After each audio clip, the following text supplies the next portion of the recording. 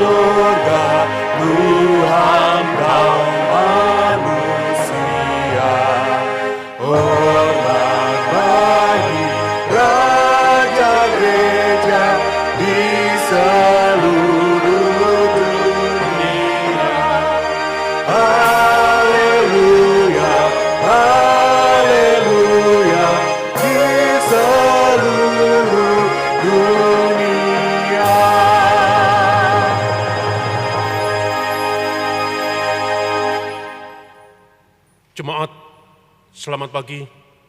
Juga mereka yang ada di rumahnya masing-masing.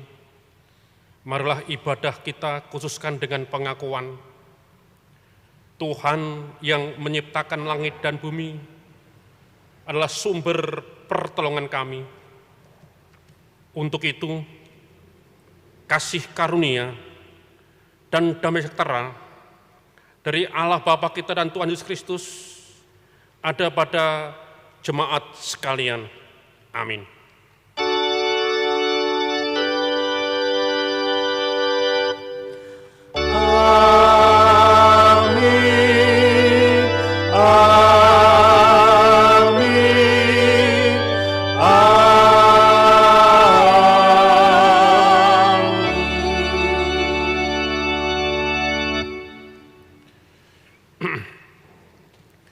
Jemaat, kita pujian 21 ayat 1 dan 2.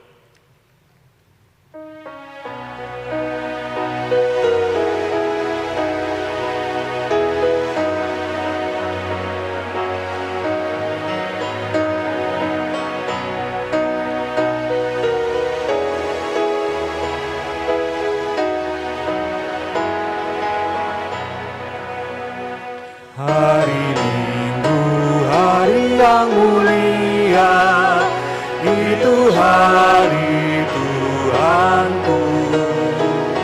Ia bawa rasa bahagia masuk dalam hatiku. Hari Tuhan, hari suci dan teduh. Minggu, hari Tuhan, hari suci dan teduh.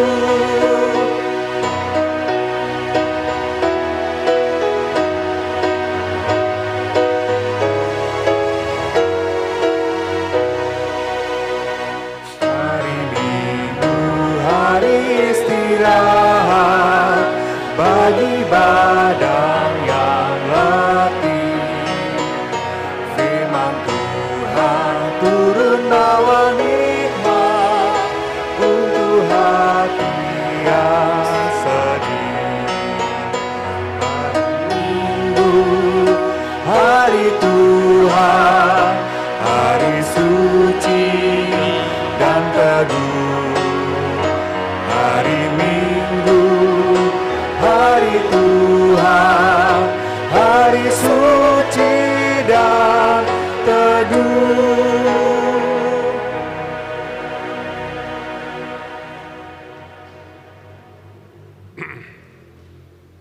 Jemaat, kita akan mengakui dosa-dosa kita di hadapan Tuhan yang didasarkan dari Injil Matius 22 ayat 37 sampai 40. Firman Yesus demikian, kasihlah Tuhan Allahmu dengan segenap hatimu dan dengan segenap jiwamu dan dengan segenap akal budimu. Itulah hukum yang terutama dan yang pertama. Dan hukum yang kedua yang sama dengan itu ialah kasihlah sesamamu manusia seperti dirimu sendiri. Pada kedua hukum inilah tergantung seluruh hukum Taurat dan kitab para nabi. Jemaat, dengan mengaca pada hukum kasih ini, nyata sekali dosa kita, yaitu kita tidak dapat melaksanakan hukum kasih ini dengan selengkapnya dan seutuhnya. Oleh sebab itu, marilah kita menyesali dosa kita, seraya mohon pertolongan Tuhan di hadapan Allah dan di depan sesama. Aku mengakui dosa-dosaku, sebab aku kurang mencintai Allah dengan segenap hati, dan segenap jiwa, dan dengan segenap akal budi, dan kurang mencintai sesama seperti diri sendiri. Itulah dosaku sendiri. Tuhan kiranya mengampuni dosaku, dan mengaruniakan kuasa Roh Kudus kepadaku, supaya aku dapat melakukan kehendak Tuhan. Setelah kita mengakui dosa dan kesalahan kita, Tuhan berikan berita anugerah yang terambilkan dari Roma 8 ayat 1 dan 2. Firman Tuhan demikian, demikianlah sekarang tidak ada penghukuman bagi mereka yang ada di dalam Kristus Yesus.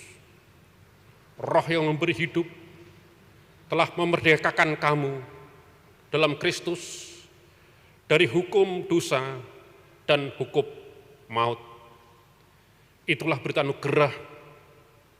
Untuk itu Tuhan menghendaki agar kita berlaku seperti apa yang diharapkan oleh Allah. Kita mendengarkan petunjuk baru dari Roma 8 ayat 10 sampai 11. Tetapi jika Kristus ada di dalam kamu, maka tubuh memang mati karena dosa, tetapi roh adalah kehidupan oleh karena kebenaran. Dan jika roh Dia yang telah membangkitkan Yesus dari antara orang mati diam di dalam kamu, maka Ia yang telah membangkitkan Kristus Yesus dari antara orang mati akan menghidupkannya juga tubuhmu yang panah itu oleh Roh-Nya yang diam di dalam kamu.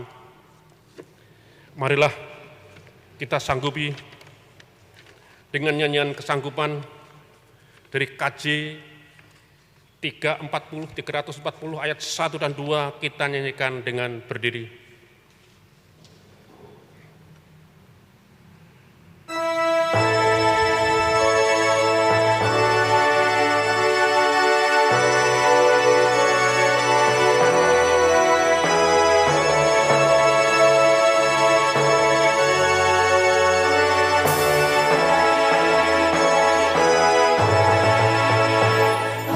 Bangkit bagi Yesus, pahlawan salibnya, anjungkan panji raja dan jangan menyerah. Dengan semakin jaya Tuhanmu ikutlah, sehingga tiap lawan berlutut menyembah.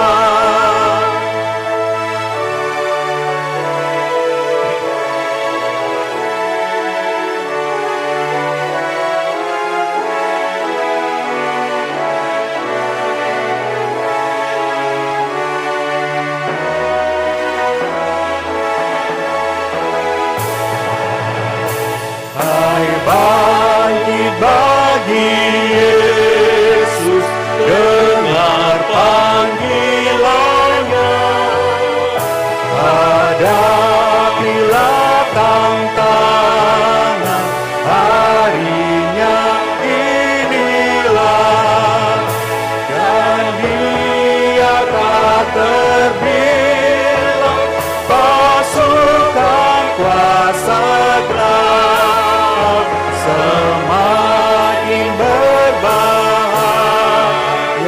semakin kau tegak.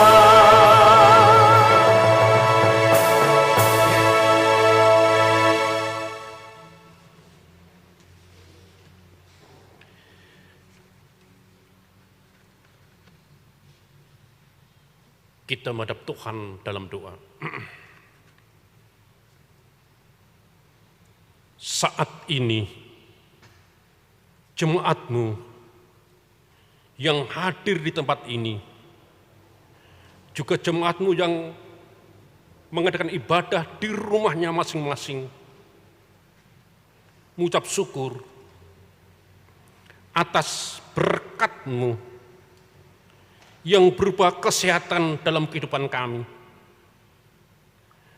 Kami boleh berdoa untuk mereka yang tidak sehat karena sakit karena COVID-19 atau sakit yang lain. Kiranya Engkau memberi kesembuhan kepada warga gereja, khususnya mereka yang berbaring telah sekian lama di rumahnya dan tidak bisa bersama dengan kami. Kami boleh berdoa untuk Ibu Muji Harjono, Ibu Sri Prihati Paijo, Bapak Sastro Sumarto, Ibu Sumiyati, Ibu Suwandi, Ibu Mujira, Ibu Soekarwan, Bapak Sudalono, Ibu Royati, Ibu Mariati Sihaan, Ibu Herman Budiarto, Bapak Sarjio, Bapak Pujo Kuswanto, Ibu Sriwati, Ibu Suwartini Sastra Utomo, Ibu Slamet Mujiharjo, Ibu Herman, Ibu Inu Sugito, Ibu Kupar, Ibu Sri Rohani Pujo Sumarto, Bapak Argo Widyatmoko, Bapak Andreas Sutarjo, Ibu Hutapea, Bapak Payung, Pak Buwang, Ibu Samudro, Bapak Suprihatin, Bapak Rahmat, Ibu Mindari, Ibu Wagimin, dan Bapak Sudarjo, dan mereka yang ada di rumahnya masing-masing. Mujizat kesembuhan, penguatan ada pada mereka. Kami juga boleh berdoa untuk Bapak Sitohang yang kemarin istri Ibu Eyang ID Memori Manulang, Engkau panggil di hadirat-Mu. Kami meyakini Ibu Suwargi ID Memori Manulang sekarang telah bersama dengan Tuhannya Yesus Kristus di surga. Tetapi secara kemanusiaan, Bapak, Ibu, mereka juga bersedih mendengar, merasakan, mengalami. Tetapi kami meyakini penghiburan penguatan ada pada mereka. Untuk pemerintahan kami, khususnya gugus COVID-19 pusat dan di daerah, juga di gerejamu, kiranya Engkau berkati para dokter, perawat medis, relawan, Polri dan TNI, Satpol PP, dan semua yang terlibat, kesehatan ada pada mereka, sehingga mereka boleh menyumbangkan segala sesuatu yang paling indah untuk sesamanya, dan Engkau memberi keselamatan, kesehatan kepada mereka. Saat ini kami akan berdoa untuk keluarga kami masing-masing, anak-anak kami yang mempersiapkan diri untuk memasuki ajaran yang baru. Gerejamu di sini, majelis, komisi panitia, dan kami berdoa untuk bencana alam Mas Samba di Sulawesi Selatan, banjir bandang yang sangat memakan korban yang banyak, harta benda, dan banyak saudara-saudara kami yang hilang dan belum diketemukan.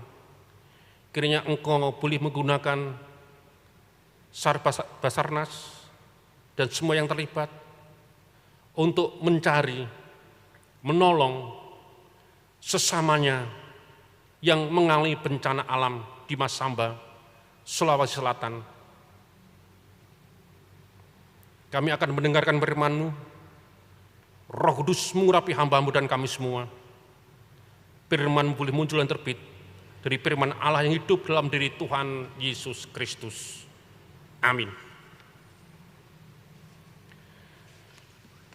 Kita akan mendengarkan firman Tuhan yang pertama dari Yesaya 44 ayat 6 dan 8, dan Matius 12 ayat 24 dan sampai 30, 36 sampai 43. Kitab Yesaya 44 akan dibaca oleh majelis gereja. Bacaan pertama Yesaya 44 ayat 6 sampai 8. Beginilah firman Tuhan, Raja dan Penebus Israel, Tuhan semesta alam. Akulah yang terdahulu dan akulah yang terkemudian. Tidak ada Allah selain daripadaku. Siapakah seperti aku? Biarlah ia menyerukan, biarlah ia memberitahukannya dan membentangkannya kepadaku. Siapakah yang mengabarkan dari dahulu kala hal-hal yang akan datang, apa yang akan tiba, biarlah mereka memberitahukannya kepada kami. Janganlah gentar, janganlah takut, sebab memang dari dahulu telah kukabarkan dan kuberitahukan hal itu kepadamu. Kamulah saksi-saksiku. Adakah Allah selain daripadaku? Tidak ada gunung batu yang lain, tidak ada yang kukenal. Demikianlah sabda Tuhan.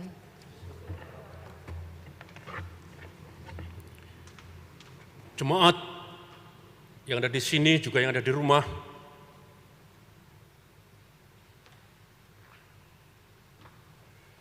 mari kita membuka Injil Matius 13 ayat 24 sampai 30, dilanjutkan ayat 36 sampai 43. Perumpamaan tentang lalang di antara gandum. Firman Tuhan demikian, Yesus membentangkan suatu perumpamaan lain lagi kepada mereka, katanya, hal kerajaan surga itu seumpama orang yang menaburkan benih yang baik di ladangnya. Tetapi pada waktu semua orang tidur, datanglah musuhnya menaburkan benih lalang di antara gandum itu, lalu pergi. Ketika gandum itu tumbuh dan mulai berbulir, nampak jugalah lalang itu. Maka datanglah hamba-hamba tuan ladang itu kepadanya dan berkata, Tuan, bukankah benih baik yang Tuan taburkan di ladang Tuan? Dari manakah lalang itu? Jawab tuan itu, seorang musuh yang melakukannya. Lalu berkatalah hamba-hamba itu kepadanya, jadi maukah Tuan supaya kami pergi mencabut lalang itu? Tetapi ia berkata, jangan, sebab mungkin gandum itu ikut tercabut pada waktu kamu mencabut lalang itu. Biarkanlah keduanya tumbuh bersama sampai waktu menuai.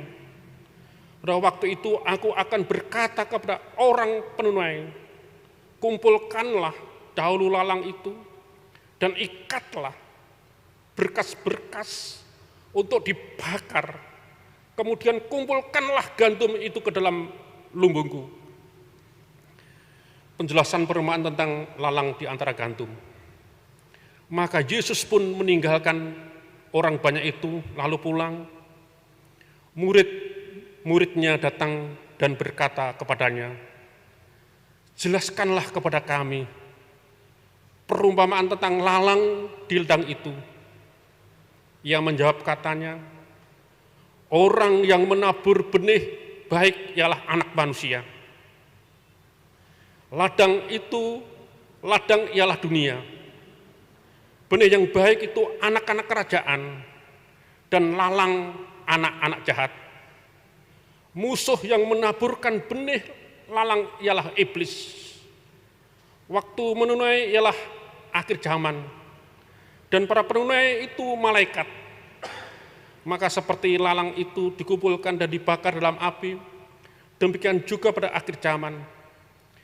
Anak manusia akan menyuruh malaikat-malaikatnya, dan mereka akan mengumpulkan segala sesuatu yang menyesatkan dan semua orang yang melakukannya kejahatan dari dalam kerjaannya. Semuanya akan dicampakkan ke dalam dapur api.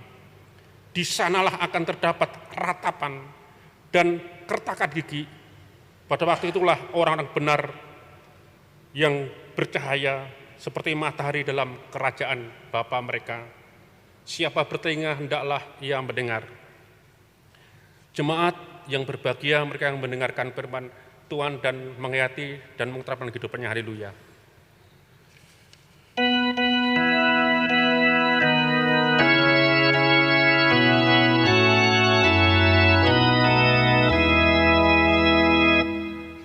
Haleluya, haleluya, haleluya, amin. Haleluya, haleluya, haleluya,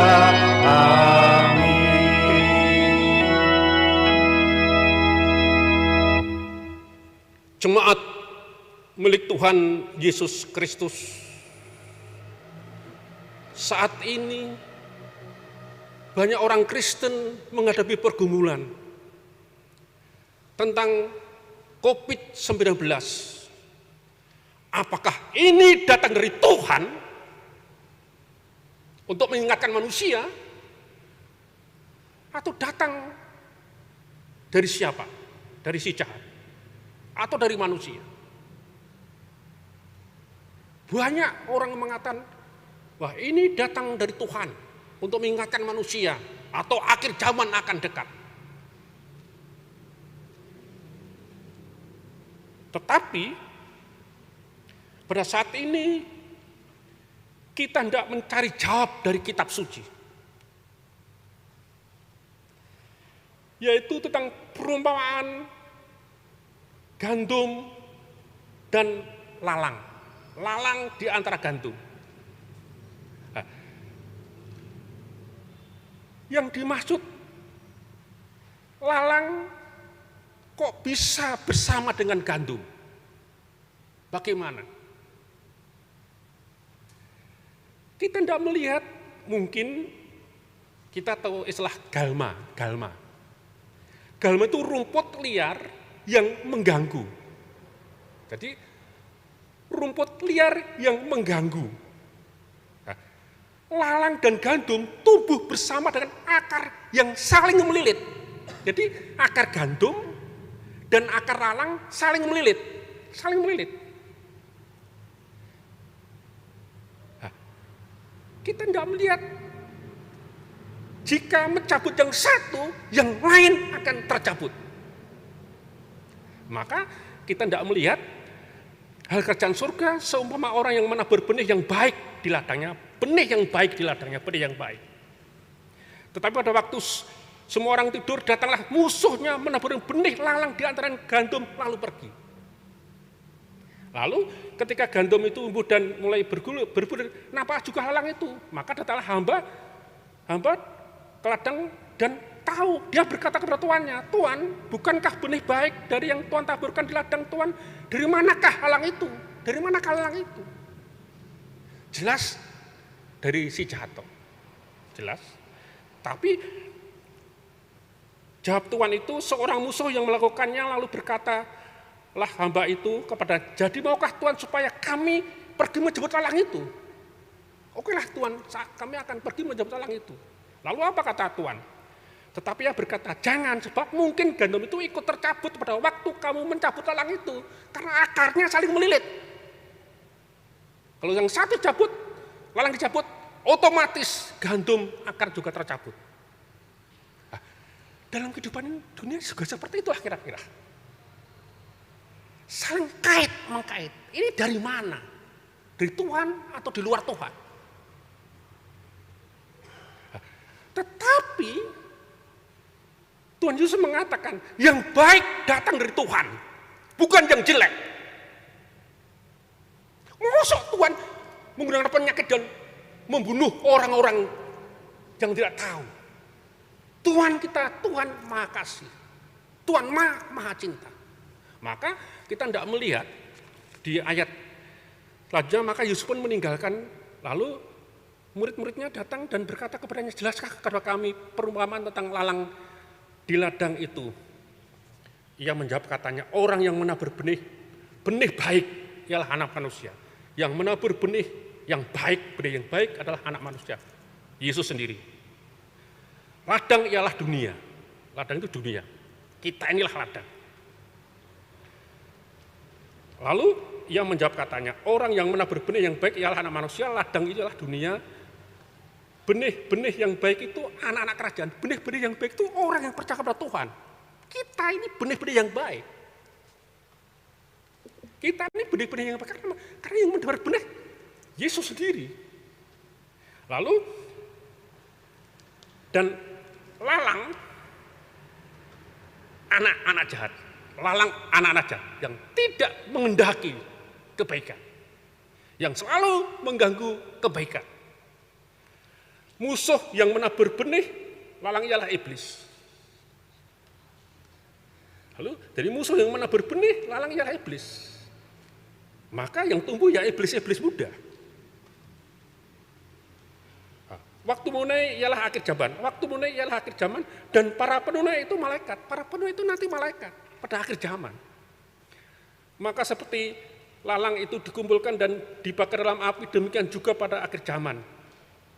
Nah, dari sini kita bisa melihat bahwa Yesus membilang kita, hidup manusia itu laksana kita ada di ladang.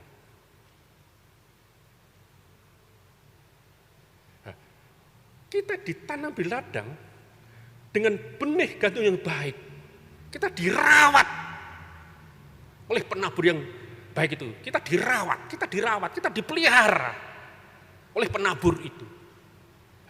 Yang penabur itu Yesus. Dan kita menjadi benih dirawat dengan cinta kasih. Dirawat dengan penuh kehati-hatian agar tumbuh, tetapi ingat, ada orang yang menabur benih lalang.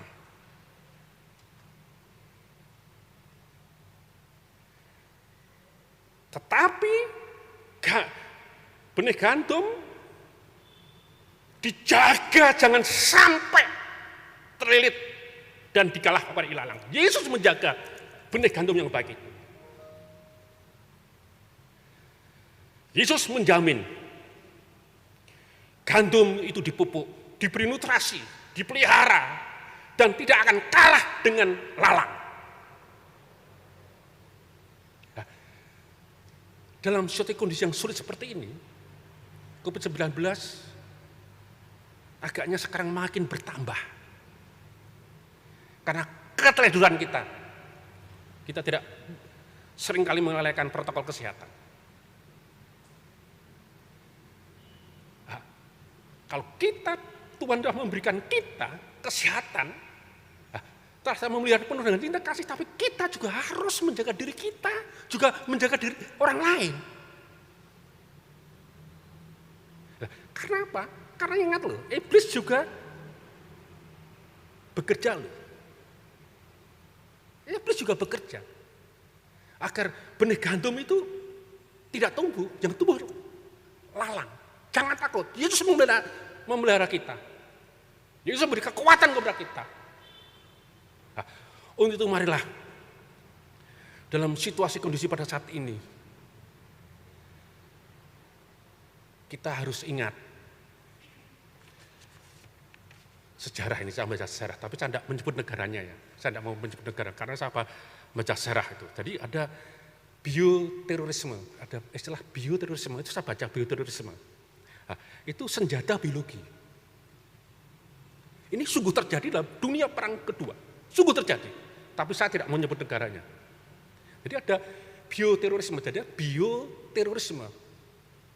Senjata biologi yang dipakai untuk menimbulkan kerusakan bagi orang, kelompok, dan bangsa.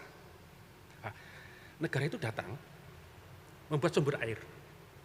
Ini murni, asli baik. Wah kan, waktu itu orang butuh air. Tetapi sumber air itu dicemari dengan penyakit bakteri. Kolera, tipes, disentri. Akhirnya 3.000 orang meninggal. Nah, itu disebut bioterorisme. Saya tidak tahu. Sekali lagi saya tidak tahu. Apa ini? Kalau dari Tuhan, tidak. Tidak mungkin Tuhan memberi penyakit untuk kesengsaraan hidup manusia, tidak mungkin. Tetapi dari mana? Apakah bioterorisme? Saya tidak tahu. Anak kita atau cucu kita akan melihat betul dan tidaknya apakah bioterorisme yang digunakan oleh suatu negara pada Perang Dunia Kedua juga digunakan saat ini. Tapi yang jelas kita tidak perlu takut. Karena Tuhan Yesus yang menabur kita, menjaga kita, bertanggung jawab terhadap kita. Kita tidak perlu takut. Tidak perlu takut. Tidak perlu trauma. Tidak perlu takut, tidak perlu trauma. Seringkali kita trauma toh. Wah, tadi jangan-jangan orang nanti kena, kita kena. Jangan takut, Yesus menjaga, Yesus memelihara. Jangan takut. Asal kita menggunakan standar keselamatan yang benar. Nah, Kitab Yesaya juga demikian. Yesaya yang baru kita baca tadi, Yesaya 44 ayat 6-8, bangsa Israel adalah membang di Babel. Tetapi dalam pembangunan di Babel itu, Allah mengatakan, Nabi mengatakan akan ada keselamatan. Dan Allah akan tinggal dengan bangsa Israel. Untuk itu jangan takut. Allah juga beserta bangsa Israel yang ada di Babel itu. Nah, untuk ini marilah kita ada situasi kondisi ini, penyakit datang dari mana kita tidak perlulah. Tapi yang jelas bukan dari Tuhan. Bukan dari Tuhan. Yesus mengatakan benih yang baik. Kalau ada benih yang tidak baik, dari si iblis, dari si jahat. Tetapi kalau Tuhan sudah memelihara kita juga harus memelihara kehidupan ini. Kesehatan kita jaga. Berkat kita jaga. Sampai saat ini kita dalam situasi kondisi dalam pemeliharaan Tuhan. Makanya marilah kita melihat setia beriman di tengah tantangan dan penderitaan. Setia beriman karena Tuhan setia. Bagi orang beriman yang telah ditaburkan oleh Sang Yang Maha Setia itu. Kiranya Tuhan berkati kita. Amin.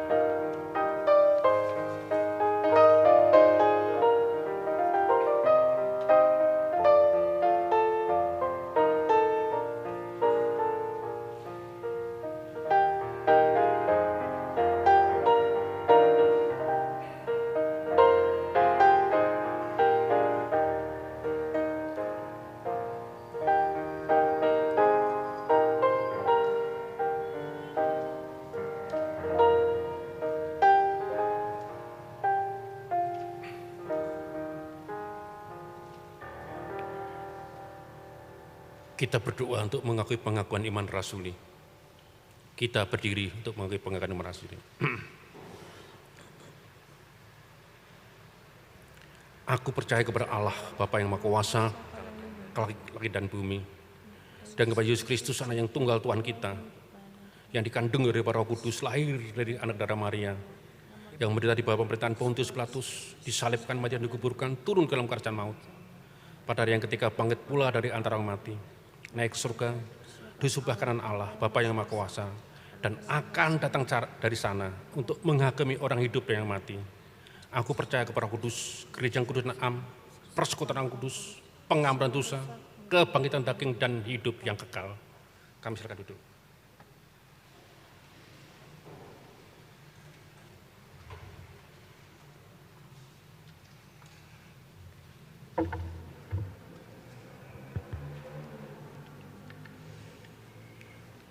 Jemaat yang dikasihi Tuhan Yesus, marilah kita bersyukur kepada Tuhan dengan mewujudkannya melalui persembahan.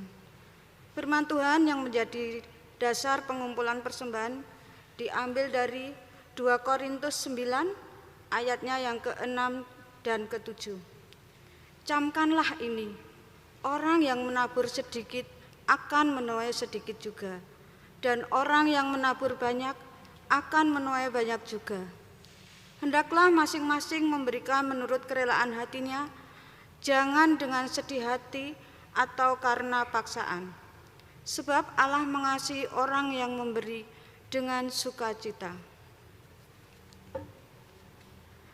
Jemaat diberikan kesempatan untuk mempersembahkan persembahan ini melalui kantong dan kotak yang disediakan.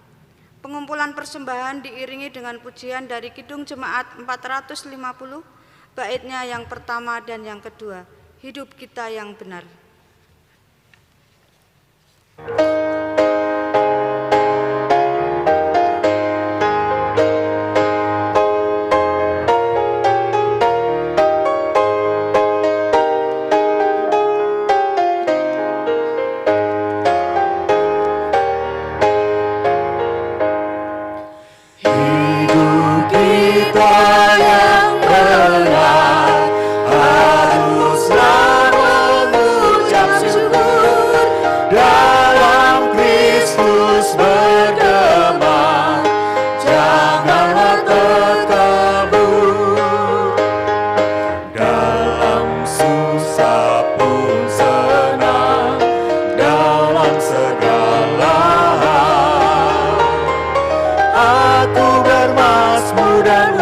mengucap syukur